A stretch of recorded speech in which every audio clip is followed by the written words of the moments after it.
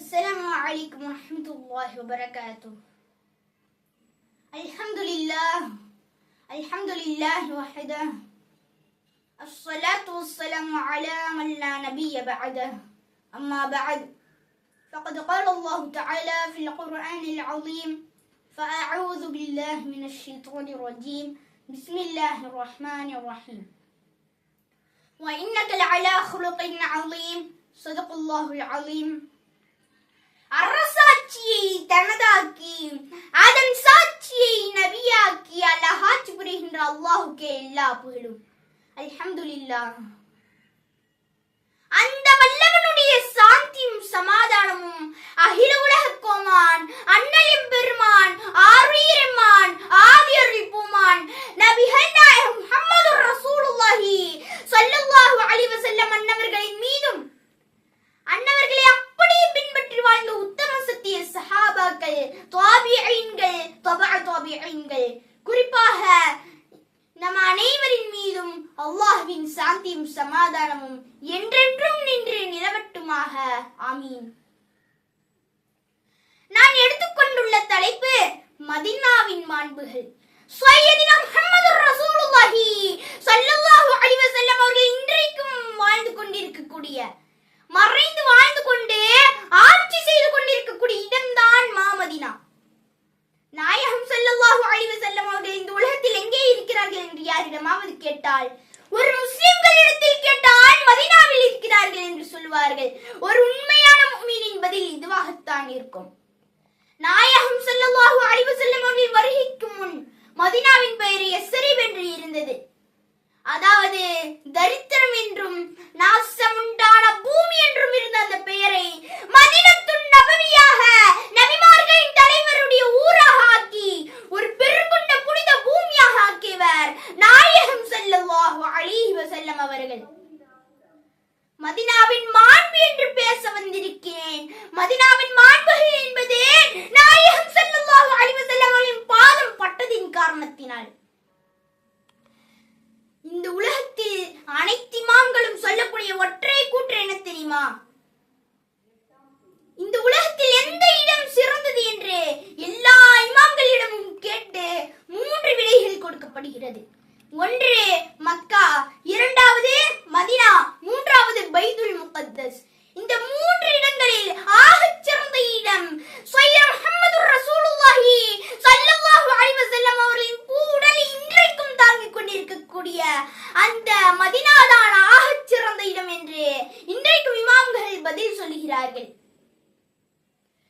நான் உங்களிடத்தில் ஒரு வார்த்தை கேட்கிறேன்.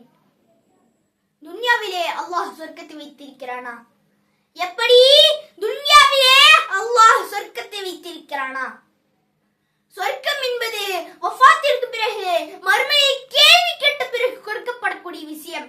ஆனால் இந்த துன்யாவிலே, இந்த பூவனத்தில் சுவனத்தை வைத்திருக்கிறான் என்றால் அது நாயகம் ஸல்லல்லாஹு அலைஹி வஸல்லம் அவருடைய புனித உடலை தாங்கிக் கொண்டிருக்கக்கூடிய அந்த மதீனா மட்டும்தான்.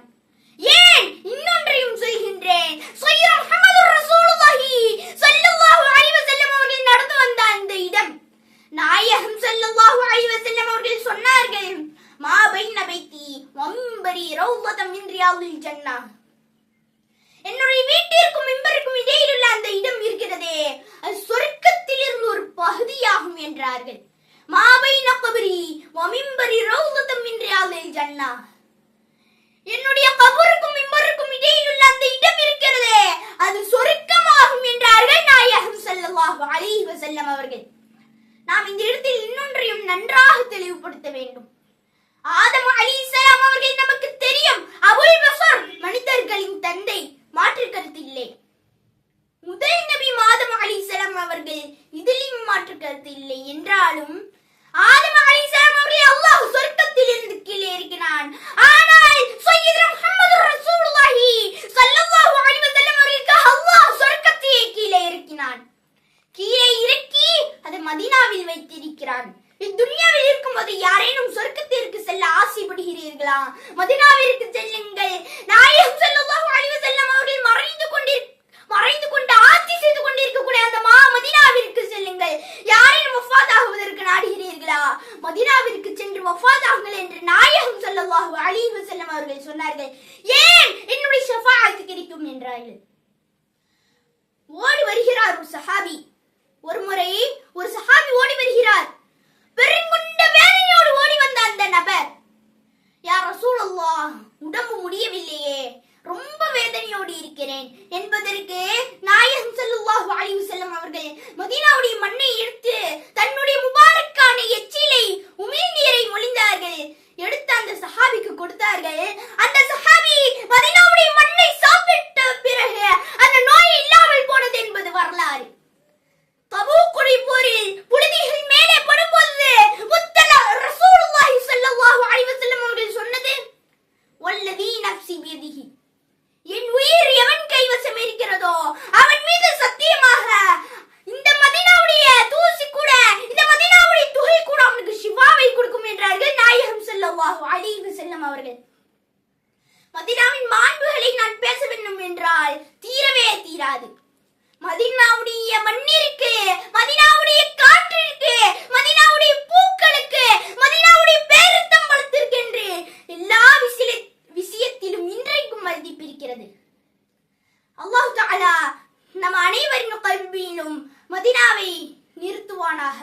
மதீனா கல்வியில் இருந்துவிட்டால் இப்பொழுது இந்த துன்யாவில் எப்படி சொர்க்கமோ அதே போன்ற ஆகிரத்திலும் முத்த ரசூலுல்லாஹி ஸல்லல்லாஹு அலைஹி வஸல்லம் அவர்களோடு சொர்க்கத்தில் இருக்கும் பாக்கியத்தை அல்லாஹ் தஆலா நம் அனைவருக்கும் கொடுப்பான் என்று துஆ செய்து எனது உரையை முடித்துக் கொள்கிறேன். வஆஹிரு தஅவானா அல்ஹம்துலில்லாஹி ரப்பில் ஆலமீன். அஸ்ஸலாமு அலைக்கும் வரஹ்மத்துல்லாஹி வபரகாத்துஹு.